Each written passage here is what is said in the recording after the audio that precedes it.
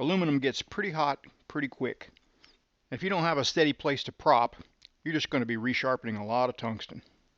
With a TIG Finger XL, you can prop and glide along nice and smoothly right next to the weld without your fingers screaming. If you've got a 6G TIG test coming up, this is a no-brainer.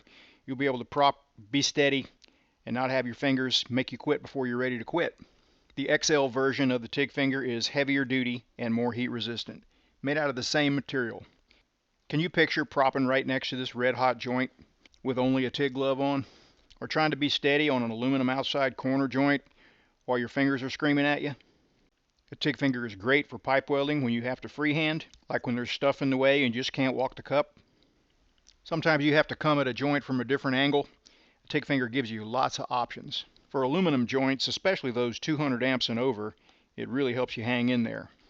Not every weld is right on the bench in front of you, but even when they are, a TIG Finger will give you a lot more options on where to prop. It's not a crutch, it's not a gimmick, it's just a very useful addition to your toolbox. Gives you a lot more options on holding a steady hand, and a steady hand welds better. A 5F aluminum joint like this gets really hot really quick. And if you're taking a welding test like this, you want to be as steady as you can. You want to pass that test. 6G pipe, 5F aluminum. No matter the situation, it's like having a prop right in your pocket. You'll always have a place to prop, and it gives you a lot more options.